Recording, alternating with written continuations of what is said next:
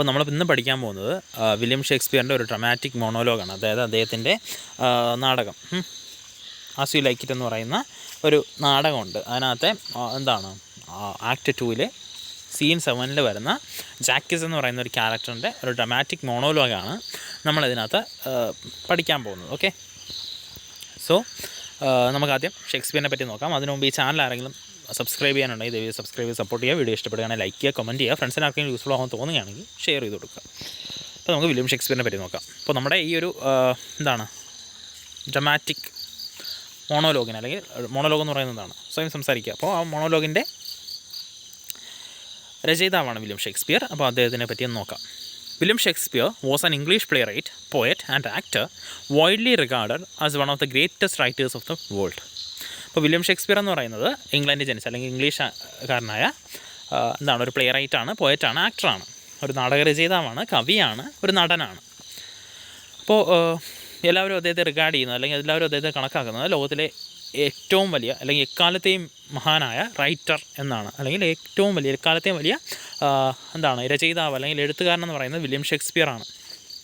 Is known as A Bard of heaven. Bard of heaven എന്ന് പറയുന്ന ആ ഒരു പേരിലും ഇദ്ദേഹം ഫേമസ് ആണ്. His works include 37 plays, 154 sonnets and 2 long narrative poems.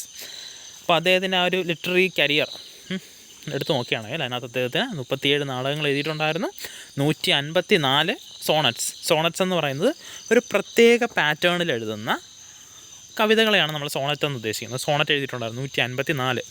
പിന്നെ 2 ലോങ് നറേറ്റീവ് പോയംസ് എഴുതിയിട്ടുണ്ടായിരുന്നു. വലിയ നീളം കൂടിയ നറേറ്റീവ് പോയംസ് 2 എണ്ണവും അദ്ദേഹം എഴുതിയിട്ടുണ്ടായിരുന്നു.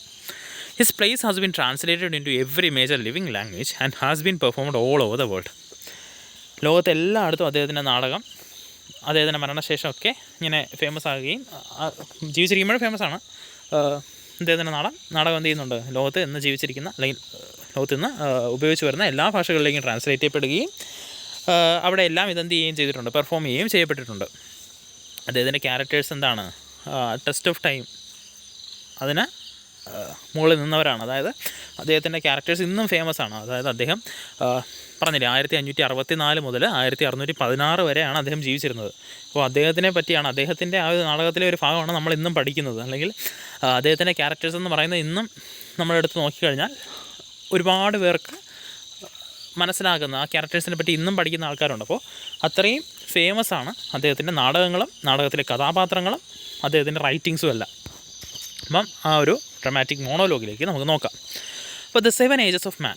അപ്പോൾ ആ പേര് തന്നെ ഉണ്ട്, മനുഷ്യൻ്റെ ഒരു മനുഷ്യൻ്റെ 7 ഏജസ്. അതായത് ഇതിനകത്ത് ഉദ്ദേശിക്കുന്നത് എന്താണെന്ന് വെച്ചാൽ ഒരു മനുഷ്യനായിട്ട് ജനിക്കുന്നവൻ ഒരു ആക്ടറാണ്, ഒരു നടനാണ്. അവൻ ജീവിക്കുകയല്ല ചെയ്യുന്നത്, മറിച്ച് എന്താണ് ആക്ടർ എന്നാണ് ചെയ്യുന്നത്, ആക്ടിങ് ആണ്. അപ്പോൾ അവൻ ജീവിക്കുകയല്ല ചെയ്യുന്നത്, ആക്ട് ചെയ്യുകയാണ് ചെയ്യുന്നത്.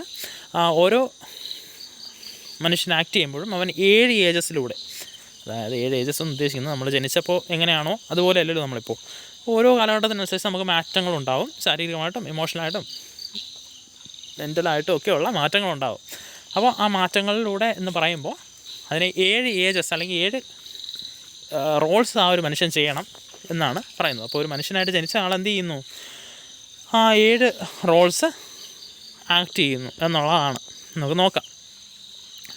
All the world's stage and all the men and women merely players. ഈ ലോകമെന്ന് പറയുന്നത്, ഈ വേൾഡ് എന്ന് പറയുന്നത്, ഈ ലോകമെല്ലാം എന്താണ്, ഒരു സ്റ്റേജാണ്, ഒരു തിയേറ്ററാണ്. അങ്ങനെ ഒരു നാടകം അവതരിപ്പിക്കുന്ന ഒരു സ്ഥലമാണ്, ഒരു സ്റ്റേജാണ്. ആ സ്റ്റേജിൽ നടക്കുന്ന നാടകത്തിലെ പ്ലേയേഴ്സ് എന്താണ്, നാടകം അഭിനയിക്കുന്ന ആൾക്കാർ അല്ലെങ്കിൽ നാടകത്തിലെ നടീനടന്മാർ മാത്രമാണ് ആര്, all the men and women. എല്ലാ പുരുഷന്മാരും സ്ത്രീകളും എന്ന് പറയുന്നത് എന്താണ്, ആ നാടകത്തിലെ നടീനടന്മാർ മാത്രമാണ്. They have their exits and entrances. എല്ലാ നടന്മാർക്കും അല്ലെങ്കിൽ എല്ലാ മനുഷ്യർക്കും എന്തുണ്ട്, അവരുടേതായ എക്സിറ്റ് പോയിൻറ്റും ഉണ്ട്, എൻട്രൻസ് പോയിൻറ്റും ഉണ്ട്. സിമ്പിളി അത് വലിയ കോംപ്ലിക്കേറ്റഡ് ആകണ്ട. എൻട്രൻസ് എന്ന് ഉദ്ദേശിക്കുന്നത് നമ്മൾ ജനനം, നമ്മൾ ജനിക്കുകയും ചെയ്യുന്നുണ്ട്, മരിക്കുകയും ചെയ്യുന്നുണ്ട്. എൻട്രൻസ് എന്ന് പറയുന്നത് നമ്മുടെ ജനനം, എക്സിറ്റ് എന്ന് പറയുന്നത് നമ്മുടെ മരണം. അപ്പോൾ എല്ലാ നടീനടന്മാർ എന്ന് ഉദ്ദേശിക്കുന്ന എല്ലാ മനുഷ്യർ, പുരുഷന്മാരും സ്ത്രീകളും, അവർക്ക് അവരുടേതായ എക്സിറ്റ് പോയിൻറ്റും ഉണ്ട്, എൻട്രൻസ് പോയിൻറ്റും ഉണ്ട്. Okay. And one man in his time place many parts, his acts being 7 ages. അങ്ങനെ ഒരു മനുഷ്യൻ എന്ത് ചെയ്യുന്നു, അവൻ്റെ ആ ഒരു നാടകം കളിക്കേണ്ട സമയത്ത്, അതായത് എക്സിറ്റ് പോയിൻറ്റിനും എൻട്രൻസ് പോയിൻറ്റിനും എക്സിറ്റ് പോയിൻറ്റിനും ഇടയ്ക്കുള്ള സമയം, അതായത് നമ്മൾ ജീവിച്ചിരിക്കുന്ന സമയം, അല്ലെങ്കിൽ ഈ ഒരു ഡ്രമാറ്റിക് മോണോലോഗിൻ്റെ പെർസ്പെക്റ്റീവ് പറയുകയാണെങ്കിൽ അത് നമ്മൾ അഭിനയിച്ചുകൊണ്ടിരിക്കുന്ന സമയം, നമ്മൾ ആക്ട് ചെയ്തുകൊണ്ടിരിക്കുന്ന സമയത്ത് എന്ത് ചെയ്യണം?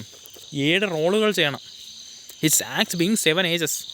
അവൻ്റെ ആ ഒരു അഭിനയത്തിൽ 7 ഏജസ് അല്ലെങ്കിൽ 7 റോളുകൾ ചെയ്യണം. അപ്പോൾ 7 റോളുകളെ പറ്റിയാണ് നമ്മൾ അടുത്ത് പഠിക്കാൻ പോകുന്നത്. At first the infant. അപ്പോൾ ആദ്യത്തെ റോൾ എന്താണ്? ഇൻഫാൻറ്റ്, ഒരു നവജാത ശിശു, അല്ലെങ്കിൽ ജനിച്ച ഉടനെയുള്ള കുട്ടി, അല്ലെങ്കിൽ ജനിച്ച് കുറച്ച് നേരം കഴിഞ്ഞ ഒരു കുട്ടി. മെവലിംഗ് ആൻഡ് പക്കിങ് ഇൻ ദ നേഴ്സസ് ആം. അപ്പോൾ എന്താണ്? അവൻ നേഴ്സിൻ്റെ ആംസിൽ ഇങ്ങനെ, അല്ലെങ്കിൽ നേഴ്സ് എന്ന് ഉദ്ദേശിക്കുന്ന അവനെ പരിചരിക്കുന്ന ആൾ, ആ കുട്ടി, ആ നവജാത ശിശുവിനെ പരിചരിക്കുന്ന ആൾ. ആ പരിചരിക്കുന്ന ആളുടെ കയ്യിൽ ഇങ്ങനെ എന്ത് ചെയ്യാണ്? ഇങ്ങനെ ഒരു ഹോപ്പും ഇല്ലാതെ ഇങ്ങനെ കരഞ്ഞ് അങ്ങനെ അങ്ങ് നിൽക്കുകയാണ്. അവൻ കംപ്ലീറ്റ്ലി ഡിപ്പെൻഡൻ്റ് ആണ്. അവനൊന്നും സ്വന്തമായിട്ട് ചെയ്തില്ല. അവൻ ഇപ്പോൾ വിശക്കുന്നു എന്ന് പറഞ്ഞാൽ അവൻ കടയിൽ പോയി എന്തെങ്കിലും വാങ്ങിച്ച് കഴിക്കുന്നുണ്ടോ? ഇല്ല. അവനെന്താണ്? അവൻ കംപ്ലീറ്റ്ലി ഡിപ്പെൻഡൻ്റ് ആണ്. അവൻ മറ്റുള്ളവരെ ആശ്രയിച്ചാണ് നിൽക്കുന്നത്. അതാണ് ഫസ്റ്റ് റോൾ. നമ്മൾ ജനിക്കുമ്പോഴെല്ലാം എന്താണ്? നമ്മൾ ഇങ്ങനെ വെറുതെ കരയുക. നമുക്ക് എന്തിനാണ് കരയുന്നത് അറിയത്തില്ല, എന്തിനാണ് ചിരിക്കുന്നത് അറിയത്തില്ല. സോ അങ്ങനെ കംപ്ലീറ്റ്ലി ഡിപ്പെൻഡൻ്റ് ആയിട്ടിരിക്കുന്ന ആ ഒരു ഇൻഫാൻറ്റ് എന്ന് പറയുന്ന ആ ഒരു സ്റ്റേജ്. അത് കഴിഞ്ഞിട്ട് and then the whining school boy with his satchel and shining morning face creeping like snail unwillingly to school. അടുത്തത് നമ്മുടെ സ്കൂൾ കാലഘട്ടമാണ്. സ്കൂൾ ബോയ്, അതാണ് രണ്ടാമത്തെ റോൾ അല്ലെങ്കിൽ രണ്ടാമത്തെ ഏജ് എന്ന് പറയുന്നത്. അപ്പോൾ ആദ്യത്തെ ഇൻഫാൻറ്റ്, ആ കൊച്ചുകുട്ടി, ആ നവജാത ശിശു. അത് കഴിഞ്ഞിട്ട് സ്കൂൾ ബോയ്. ഇപ്പോൾ സ്കൂൾ ബോയ് ആണ് രണ്ടാമത്തെ റോള്. അപ്പോൾ സ്കൂൾ ബോയിയുടെ സമയത്ത് എന്താണ്? നമ്മൾ സ്കൂളിലേക്ക് പോകും. ഇപ്പോൾ ഷേക്സ്പിയറോട് പറയുന്നുണ്ട് എന്താണ്? സ്കൂളിലേക്ക് പോകുന്നു, അവൻ്റെ സാച്ചൽ, അവൻ്റെ ബാഗുകളും കാര്യങ്ങളും ഒക്കെ എടുത്തുകൊണ്ട് പോകുന്നുണ്ട്. And shining morning face. നമ്മൾ പുറത്തുനിന്ന് നോക്കുമ്പോൾ, ഔട്ട് സൈഡിൽ നിന്ന് നോക്കുമ്പോൾ അവൻ വളരെ ഷൈനിങ് ആയിട്ട് നല്ല കുട്ടിയായിട്ട് സ്കൂളിലേക്ക് പോകുന്നു. Creeping like snail unwillingly to school. Creeping, പതുക്കെ ഒരു ഒച്ചിനെ പോലെ ഇഴഞ്ഞിഴഞ്ഞാണ് പോകുന്നത്. അതായത് ഇവൻ ഇഴഞ്ഞിഴഞ്ഞ് പോകുന്നു എന്ന് ഉദ്ദേശിക്കുന്ന അവന് സ്കൂളിൽ പോകാൻ താല്പര്യമില്ല. അതുകൊണ്ട് എങ്ങനെയെങ്കിലും ലേറ്റ് ആവണം, സ്കൂളിൽ പോകാതിരിക്കണം. അതിനുവേണ്ടി അവൻ എന്ത് ചെയ്യാണ്? ഇഴഞ്ഞിഴഞ്ഞാണ് സ്കൂളിലേക്ക് പോകുന്നത്. ഭയങ്കര സ്ലോ ആയിട്ടാണ് സ്കൂളിലേക്ക് പോകുന്നത്. അതാണ് രണ്ടാമത്തെ കാലഘട്ടം. അപ്പോൾ ആദ്യ കാലഘട്ടം ഭയങ്കര ഡിപ്പെൻഡൻ്റ് ആയിട്ടുള്ള, ഹോളി ഡിപ്പെൻഡൻ്റ് ആയിട്ടുള്ള, ഒരു കാര്യം ഒറ്റയ്ക്ക് ചെയ്യാൻ പറ്റാത്ത ആ ഇൻഫാൻറ്റ്. അത് കഴിഞ്ഞ് സ്കൂളിലേക്ക് പോകുന്ന ഒരു കുട്ടി. സ്കൂളിലേക്ക് പോകുന്ന കുട്ടിക്ക് എന്തില്ല? സ്കൂളിലേക്ക് പോകാൻ താല്പര്യമില്ല. അവൻ ഭയങ്കര ഒച്ചഴിയുന്ന പോലെ പോകുന്നുണ്ട്. പക്ഷേ പുറത്തുനിന്നൊക്കെ നോക്കുന്നവർക്ക് രാവിലെ പാവം കൊച്ച് ബാഗ് തൂക്കി ഭയങ്കര ഡീസൻ്റായിട്ട് നല്ല പയ്യനായിട്ട് സ്കൂളിലേക്ക് പോകുന്നു. ഇതാണ് രണ്ടാമത്തെ ഏജ്. അടുത്ത മൂന്നാമത്തെ ഏജിലേക്കാണ്. And then the lover. അടുത്ത ഏജ് എന്ന് പറയുന്നത് എന്താണ്? ലവർ. ഒരു പയ്യൻ, ഒരു യങ് മാൻ, അവനെ പറ്റിയാണ് പറയുന്നത്. അവനെന്തുണ്ട്? അവനൊരു ലവറാണ്. Okay. Sighing like furnace with a woeful ballad made to his mistress eyebrow. അപ്പോൾ ഇത് യഥാർത്ഥത്തിൽ ഈ പ്രണയത്തെയും ലവേഴ്സിനെയൊക്കെ ഷേക്സ്പിയർ കളിയാക്കുന്നതാണ്. എന്താണ്? അവനെന്തുണ്ട്? അവനൊരു ബലാഡ് എഴുതുന്നുണ്ട്. ബലാഡ് എന്ന് പറയുന്ന ഒരു കവിത എഴുതുന്നുണ്ട്. ഒരു സാഡ് റൊമാൻറ്റിക് ലവ് പോയം എഴുതുന്നുണ്ട്. എന്തിനാണ്? അവൻ്റെ മിസ്ട്രസിൻ്റെ, അവൻ പ്രണയിക്കുന്ന പെൺകുട്ടിയുടെ ഐബ്രോയെ പറ്റി, കണ്ണിൻ്റെ പുരികത്തെ പറ്റി ഒരു കവിത എഴുതുന്നുണ്ട്. അതായത് എത്ര സില്ലിയാണ്, എത്ര റിഡിക്കുലസ് ആണ് ഈ യങ് ബോയുടെ ആ ഒരു കാഴ്ചപ്പാടുകൾ, അവൻ്റെ പ്രണയം എന്നൊക്കെ പറയാൻ വേണ്ടിയിട്ട് അവൻ്റെ ആ ഒരു സിമ്പിളായിട്ട് കാണിക്കുകയാണ്. എന്താണ്? അവൻ്റെ മിസ്ട്രസിൻ്റെ ഐബ്രോയെ പറ്റി ഒരു കവിത എഴുതുകയാണ്. അത്രയ്ക്കും സില്ലിയാണ് ഈ കാലഘട്ടം. വലിയ മീനിങ്ങുള്ള കാര്യങ്ങളോ വലിയ കാര്യങ്ങളോ നമ്മൾ ചെയ്യുന്നില്ല. ചുമ്മാ എന്താണ്? ഭയങ്കര സില്ലി ആയിട്ടുള്ള കാര്യങ്ങൾ ചെയ്യുന്നു. അതാണ് മൂന്നാമത്തെ സ്റ്റേജ്, ലവർ. അപ്പോൾ ആദ്യത്തെ ഇൻഫാൻ, രണ്ടാമത്തെ സ്കൂൾ ബോയ്, മൂന്നാമത്തെ ലവർ. അപ്പോൾ വേണമെങ്കിൽ നമുക്കൊരു കാര്യം പറയാം. ആദ്യത്തെ തീരെ ചെറിയ കുട്ടി, അത് കഴിഞ്ഞിട്ട് ഒരു സ്കൂളിലൊക്കെ പോകുന്ന ഒരു കുട്ടി, അത് കഴിഞ്ഞിട്ട് ഒരു യങ് ബോയ്, ഒരു പയ്യൻ. Okay. Then A soldier full of strange oaths and bearded like the part, jealous in honor, sudden and quick in quarrel, seeing the bubble reputation even in the cannon's mouth. അപ്പോൾ മൂന്നാമത്തത് ഒരു ധീരനായ ഒരു സോൾജറെ പറ്റിയാണ് പറയുന്നത്. Okay. അവന് full of strange ഓത്ത്സ് ആണ്. അവന് കുറേ പ്രതിജ്ഞകളുണ്ട്. കുറേ കാര്യങ്ങൾ, അവന് കുറേ ബിലീഫ്സ് ഉണ്ട്, അവന് കുറച്ച് വിശ്വാസങ്ങളുണ്ട്, അവന് കുറച്ച് പ്രതിജ്ഞകളുണ്ട്, അവൻ ചെയ്യുമെന്ന് തീരുമാനിച്ച കാര്യങ്ങളുണ്ട്. പക്ഷെ അതൊക്കെ നമുക്ക് പിന്നീട് തോന്നുമ്പോൾ സ്ട്രെയിഞ്ച് ആയിട്ട് തോന്നാം. ഒരർത്ഥവുമില്ലാത്ത കുറേ സ്ട്രെയിഞ്ച് ആയിട്ടുള്ള ഓത്ത് എന്ന് പറയുന്നത് എന്താണ്? പ്രതിജ്ഞ. And beard like A pad. അപ്പോൾ ഒരു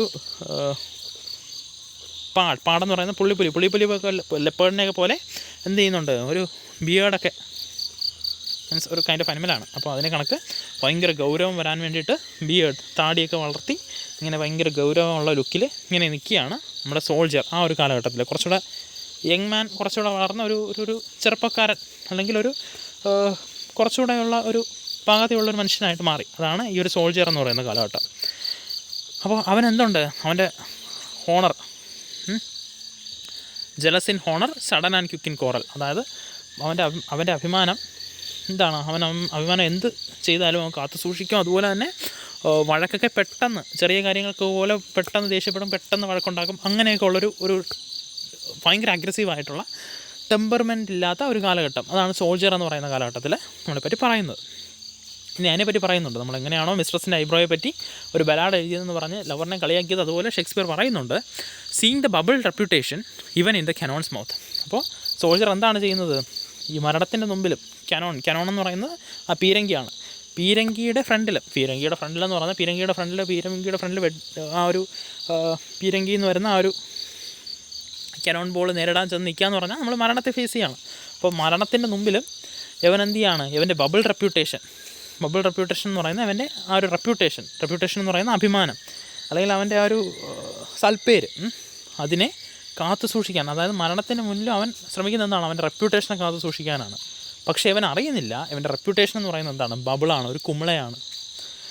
ഓക്കെ, ഇവൻ്റെ അഭിമാനം എന്ന് പറയുന്നത് ഒരു കുമിളയാണ്, അതിനെ കാത്തു സൂക്ഷിക്കാനാണ് ഇവൻ ഇത്രയും വലിയ റിസ്ക് എടുക്കുന്നത്. സോ നമ്മൾ ഒരു കുറച്ചുകൂടെ ആ ഒരു സോൾജർ എന്ന് പറയുന്ന ആ ഒരു കാലഘട്ടത്തിൽ നമ്മൾ ഭയങ്കര വലിയ ചെറിയ കാര്യങ്ങൾക്ക് വേണ്ടിയിട്ട് വലിയ ഡിസിഷൻസ് എടുക്കും. അതിനാണ് ഇവിടെ കളിയാക്കുന്നത്. അതായത് വലിയ കനോണിൻ്റെ മൗത്തിലും അവൻ്റെ ബബിൾ റെപ്യൂട്ടേഷൻ കാത്തു സൂക്ഷിക്കാനാണ് ശ്രമിക്കുന്നത്. അതാണ് സോൾജിയർ എന്ന് പറയുന്ന കാലഘട്ടത്തെ പറ്റി പറയുന്നത്. അത് കഴിഞ്ഞിട്ട് വരുന്ന കാലഘട്ടമാണ് ആൻഡ് ദെൻ ദ ജസ്റ്റിസ്, അടുത്ത ജഡ്ജ് ജസ്റ്റിസ്, ആ ഒരു കാലഘട്ടം. In fair round belly with a good capon lined. അപ്പോൾ അത് കഴിഞ്ഞിട്ട് പറയുകയാണ് എന്താണ്, ഈ ജസ്റ്റിസ് അല്ലെങ്കിൽ ജഡ്ജ് എന്ന് പറയുന്ന കാലഘട്ടത്തിൽ നമുക്ക് നല്ല രീതിയിൽ വയറൊക്കെ വെച്ചു, കുളവയറൊക്കെ ഇറങ്ങി, round belly with eyes severe and beard of formal cut. അപ്പോൾ ആ സമയത്ത് നമ്മുടെ കണ്ണുകളിലൊക്കെ നോക്കിയാൽ നല്ല ഗൗരവമുള്ള, ജഡ്ജിയാണല്ലോ, ഗൗരവമുള്ള മുഖഭാവവും ഭയങ്കര ഫോർമലായിട്ട് വെട്ടി കൃത്യമായി ഒതുക്കിയ താടി, അതൊക്കെയാണ് പറയുന്നത്. Full of wise saws and modern instances. പറയുന്നതാണെങ്കിലോ ഭയങ്കര വയസ്സായിട്ടുള്ള, ബുദ്ധിപൂർവമായിട്ടുള്ള കാര്യങ്ങൾ പറയുന്നു, മോഡേൺ ആയിട്ടുള്ള കാര്യങ്ങളെപ്പറ്റി സംസാരിക്കുന്നു. അങ്ങനെ ഭയങ്കര ബുദ്ധിയുള്ള ആളായിട്ട് തോന്നും. And so he place his part. അങ്ങനെ ആ കാലഘട്ടവും അവൻ കളിക്കും, അതായത് പ്ലേ ചെയ്യും, അഭിനയിക്കും. അപ്പോൾ സംഭവം എന്താണെന്ന് വെച്ചാൽ, ഇവിടെ അഭിനയിക്കുമെന്ന് പറയുന്നത് നമ്മൾ യഥാർത്ഥത്തിൽ വയസ്സാണെന്നല്ല, വയസ്സായിട്ട് അഭിനയിക്കും. നമ്മൾക്ക് ബുദ്ധിപരമായിട്ടുള്ള കാര്യങ്ങൾ പറയുന്നതായിട്ട് നമ്മൾ മനഃപൂർവ്വം പറയാൻ ശ്രമിക്കും. പണ്ടാരോ പറഞ്ഞതൊക്കെ നമ്മൾ വീണ്ടും കോട്ട് ചെയ്ത് പറയും. അങ്ങനെയുള്ള കാര്യങ്ങളൊക്കെ ചെയ്യും. അല്ല, സ്വന്തമായിട്ട് വയസ്സാവാൻ ശ്രമിക്കാറില്ല. നമ്മൾ ആ ഒരു റോള് ചെയ്യാൻ വേണ്ടിയിട്ടുള്ള ആ ഒരു അഭിനയം നമ്മളവിടെ കാഴ്ചവെക്കും. The sixth age shifts into the lean, slippered pantaloon with spectacles on nose and pouch on side. അത് കഴിഞ്ഞിട്ട് ആറാമത്തെ ഏജിലൊരു സഡനായിട്ടുള്ളൊരു ഒരു ഷിഫ്റ്റാണ് നമ്മൾ കാണുന്നത്. നമ്മൾ വീണ്ടും മെലിഞ്ഞ്, ആ ഒരു വെല്ലിയൊക്കെ പോയി മെലിഞ്ഞ്, മൂക്കിലൊക്കെ ഒരു കണ്ണാടിയൊക്കെ വെച്ച്, എന്താണ്, ഒരു കയ്യിലൊരു ചെറിയ പൗച്ചൊക്കെ വെച്ച് നിൽക്കുകയാണ്. അതായത് നമ്മൾ വീണ്ടും അത് കഴിഞ്ഞ് വയസ്സായി തുടങ്ങി. അതായത് ആ ഒരു മിഡിൽ ഏജിൽ ആ ജഡ്ജായത് കഴിഞ്ഞ് അടുത്തൊരു വയസ്സായ ആളായിട്ട് തുടങ്ങി. അപ്പോൾ നമുക്ക് എന്തില്ല, സ്ട്രെങ്ത് ഒന്നുമില്ല, നമ്മൾ ഭയങ്കര മെലിഞ്ഞ ആളായി. പിന്നെ മൂക്കിലൊക്കെ കണ്ണാടി വയ്ക്കുന്നു, ഒരു കയ്യിലൊരു ചെറിയ പൗച്ച്, നമുക്ക് അങ്ങനെ ഭയങ്കര സ്ട്രെങ്ത് ഒന്നുമില്ല. His youthful hose well saved, a world too wide for his shank and his big manly voice turning again towards childish treble pipes and whistles in his sound. അത് കഴിഞ്ഞ് നോക്കുമ്പോൾ എന്താണ്, അവൻ വീണ്ടും, അതായത് നമ്മൾ ഈ പറഞ്ഞ ഇൻഫാൻറ്റ് മുതലാണല്ലോ വരുന്നത്, ആ ഇൻഫാൻറ്റ് പിന്നെ വന്ന് ഇപ്പോൾ ഒരു ഓൾഡ് മാനായി. അപ്പോൾ എന്താണ്, ആ യൂത്ത്നെസ്സൊക്കെ പോയി. ഇപ്പോൾ പാൻറ്റൊക്കെ പണ്ട് ഇട്ടത് യൂത്തായിരുന്ന കാലത്ത് ഇട്ട ആ ഒരു പാൻറ്റ് ഇട്ടാൽ പോലും ഭയങ്കര മെലിഞ്ഞ്, അത് നമ്മുടെ ഡ്രസ്സാണെന്ന് പോലും അറിയാൻ പറ്റാത്ത അത്രയും ലെവലിൽ മെലിഞ്ഞൊക്കെ പോയി. നമ്മുടെ പണ്ട് വളരെ മാൻലി ആയിട്ട് ഭയങ്കര പൗരുഷത്തോടൊക്കെ സംസാരിച്ചിരുന്ന സൗണ്ടൊക്കെ പോയി ഇപ്പോൾ ഒരു കുഞ്ഞു കുട്ടിയുടെ സൗണ്ടൊക്കെ ആയിട്ട് മാറി. അങ്ങനെയുള്ള കാര്യങ്ങളൊക്കെ വന്നു. പിന്നെ സൗണ്ടിലൊക്കെ ആണെങ്കിൽ ഭയങ്കര വെള്ളിയും വിസിലും ഒക്കെ വന്നു തുടങ്ങി. അതായത് സംസാരിക്കുമ്പോൾ ക്ലിയർ ആവുന്നില്ല, ചെറിയ ചെറിയ സൗണ്ടിൽ വ്യത്യാസമൊക്കെ വന്നു തുടങ്ങി. അങ്ങനെ നമ്മൾ വയസ്സായി. ഓക്കെ, അതാണ് ആറാമത്തെ കാലഘട്ടം. അടുത്ത ലാസ്റ്റ് സീൻ, ഏഴാമത്തെ കാലഘട്ടം. Last scene of all that ends this strange eventful history. അത് കഴിഞ്ഞിട്ട് അവസാനത്തെ സ്റ്റേജിൽ ഈ ഇത്രയും ദീർഘമായ ഇവൻറ്റ്ഫുള്ളായിട്ടുള്ള ഒരുപാട് സംഭവങ്ങൾ നടന്ന ആ ചരിത്രം അവസാനിക്കുകയാണ്. ഈ സെക്കൻഡ് ചൈൽഡിഷ്നെസ് ആൻഡ് മിയർ ഒബ്ലിവിയൻ. അപ്പോൾ അടുത്ത് പറയുകയാണ് എന്താണ് നമ്മൾ രണ്ടാമത്തെ ഒരു കുട്ടിത്തത്തിലേക്ക് എത്തി. കുട്ടിത്തത്വം എന്ന് ഉദ്ദേശിക്കുന്നത് ആ ഒരു ചൈൽഡ്നെസ്നെസ് എന്ന് ഉദ്ദേശിക്കുന്നത് നമ്മൾ ആദ്യം പറഞ്ഞില്ലേ, നമ്മൾ ഹോളി ഡിപ്പെൻഡൻ്റ് ആണ്. ഒരു കുട്ടി എന്താണ് പൂർണ്ണമായിട്ടും ഡിപ്പെൻഡൻ്റ് ആണ്. അതുപോലെ നമ്മളും പൂർണ്ണമായിട്ട് ഡിപ്പെൻഡൻ്റ് ആവുകയാണ്.